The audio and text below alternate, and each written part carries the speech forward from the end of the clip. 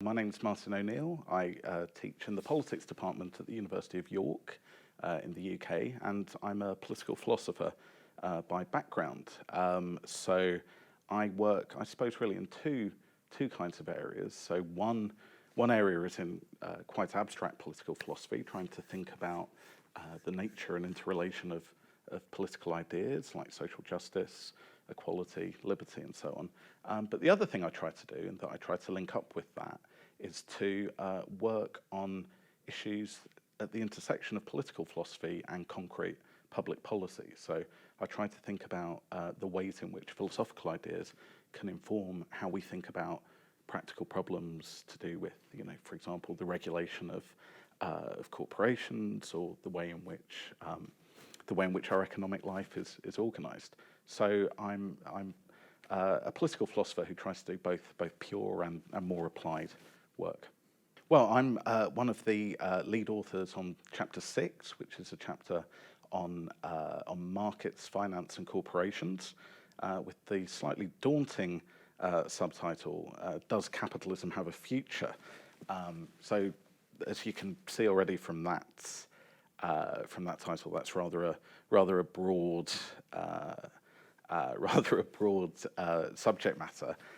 So what I'll be doing, I'll be one of the authors contributing to that chapter, and trying to think about what some answers to that question might be, and trying to think a little bit about what in the 21st century might be the kinds of changes that we'd see, and how economic life is organised, and how corporations work, how they're governed, how they're financed, and how economic life continues. The IPSP, it's a very ambitious undertaking. It's one where I think the potential for very positive payoffs is really quite substantial. I suppose there's often a problem within academic life that people work on problems very much from within particular disciplinary boundaries. So you have lawyers talking to lawyers, and political scientists talking to political scientists, and political philosophers talking to other political philosophers. And I think one nice thing about the IPSP process is that you hopefully have there a structure that's going to allow some fruitful conversations between people from different disciplinary backgrounds. Hopefully what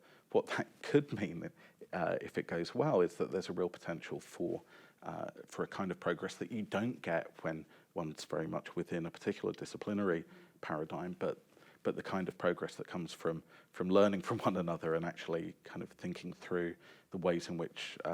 these different disciplines can inform and help one another. In some ways, the overwhelming issue that worries me about how we organise economic life in our societies is that we've managed to find ourselves with an economic model that really isn't sufficiently inclusive and doesn't benefit enough people, and where the tremendous sort of material wealth that can be created by the processes of capitalist economic life accrue much too much to a narrow group of people, and where that kind of excessive inequality that we have now, in Britain, in the United States, in many other countries, has really got to the stage where certain things that we used to take for granted about what it is to have a justifiable socioeconomic system, what it is to have a society that really could be justified to the people that live under it. Some of those conditions now seem no longer to really obtain. So as you have now in the United States, where to be a billionaire is a tremendous advantage if you're thinking about seeking high elected office. Or if one thinks about, my own country, the way in which certain interests from hedge funds or from the banking sector are able to fund some of the political parties, you end up with a political system really that no longer does enough to give each normal citizen a say in the system that they're living under. And similarly, we've reached a point where the kind of equality of opportunity and if one thinks about the idea of equality of opportunity, it's a very uncontroversial idea in some ways, right? The thought that economic life or political life ought to be organised such that how people get on is down to their talents and hard work and so on. But that's not really an idea that belongs to the radical left, but it's really an idea that's foundational to many people who have a positive account of what a market system can deliver. But we've reached a point in many advanced countries where really that kind of equality of opportunity, whether in the economic sphere or in the political sphere, really has gone, and you have the kind of dynastic transmission of forms of advantage, where that's kind of social, economic, and political, in a way that, unfortunately, I think has brought us to the point where, for many people who are the citizens of these capitalist countries, there's the sense in which current arrangements really can be justified to them just isn't as robust as it should be, and we really need to think, I think, very seriously about what a different way of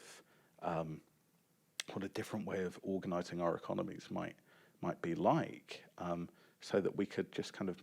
meet some of these thresholds for having a form of economic and political life that's justifiable to the people that live under it. So one thing that I've been working on recently is the idea of predistribution, which is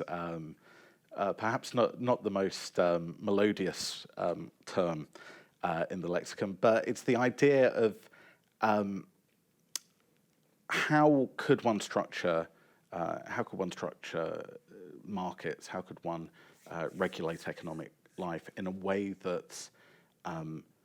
tried to flatten out certain kinds of inequalities without having to rely on the kinds of ex post, after the fact mechanisms of redistributive taxation and the provision of transfer payments that one might associate with certain forms of the welfare state. So I take it that, there's been something of a sort of crisis of direction on the left, precipitated really by the fact that, this is somewhat to provide a somewhat oversimplified picture, but I think there's something to this. But provided by the fact that before the financial crisis, let's say when things were going okay economically, when the economy's growing, then you can contain inequalities by just engaging in redistribution. When money's plentiful, it's not so difficult to keep the level of provision of public services reasonably high, to keep transfer payments to the disadvantaged relatively high, and to do that without having to kind of really get into more difficult issues about how it is that market outcomes are so unequal to begin with. One thing that the financial crisis has done, I guess, is to make many people who'd like to have a more equal society try and think about what the mechanisms might be when one can no longer rely on that sort of after-the-fact redistribution. So that might include things like looking at corporate governance to give more of a role, more of a voice to workers. It might include changing the regulation of labour unions so that it's easier for them to organise and easier for them to have a real voice at work. And it might involve just a range of ways in which government kind of regulates corporations or regulates relations between employers and employees in the workplace, such that some of the balance of power that's become so extraordinarily skewed towards employers rather than employees could be rebalanced to some degree. And the thought is, if you can do that, then you can then hope that market mechanisms have outcomes that are less inegalitarian than they have been. And perhaps then there can be less need for the kinds of fiscal transfers that one typically thinks of when one thinks about sort of progressive politics and traditional welfare states. So that's one thing I've been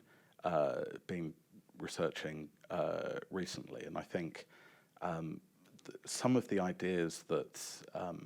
come up in some of those areas are hopefully ones that are relevant for thinking about what social progress would look like in a sort of new approach to economic regulation. I think in some ways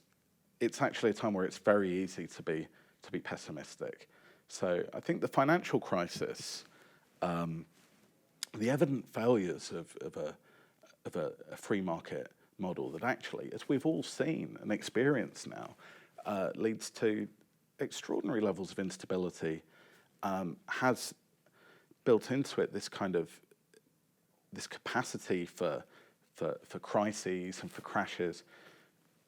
and where the result of these has been it's the state that's had to pick up the bill. It's people collectively through the state. It's regular citizens who've had to pick up the bill for crises that have been caused by financial institutions, which themselves benefit people who are very, very wealthy. One might have thought that financial crisis would have led to a resurgence for progressive politics and for parties of the left. And I think in some ways it's profoundly disappointing that really hasn't happened. And I mean, to take the example of my own country in the UK, the response of the government that came in 2010, of the Conservative led government, was to bring in a program of austerity, which really loaded many of the costs that had been incurred from dealing with the financial crisis onto the people who one, had no responsibility for it, and two, who were least advantaged, and for whom the kinds of reduction in support, the reduction in public services or in transfers was most keenly felt. And so the fact that the financial crisis didn't really have the kind of response that one might have hoped, I think in some ways is very disappointing. But it connects, I think, to some of the other pathologies of inequality. The fact that very often the media is so, for example, taking the case of newspapers in the UK, the newspapers are owned by a very small number of very rich individuals who, unsurprisingly, want to use those outlets to advance the interests of a small number of very rich individuals. And we have then often a public political culture. We have a kind of climate of discussion where ideas that are favourable to the extremely wealthy have get much more of play than they ought to on their merits. So there's a curious way in which the different aspects of inequality kind of ramify and sort of cascade into one another. And so certain kinds of economic inequality lead to certain kinds of inequality of influence in terms of political debate, then carry on into certain kinds of political inequalities, which themselves then mean that further kinds of economic inequalities can become entrenched. So we've ended up in a very worrisome feedback loop, really, of different different facets of inequality kind of ramifying and creating conditions where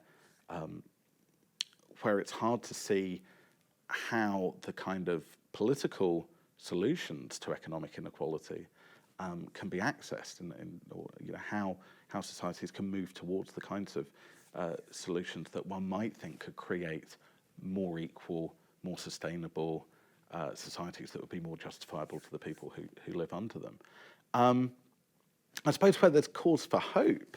is the fact that actually there's perhaps, I think at the moment, a greater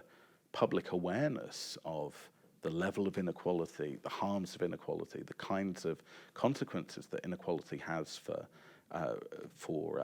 politics, for opportunities for young people, and I think that means that there really is a kind of hunger out there for solutions and for the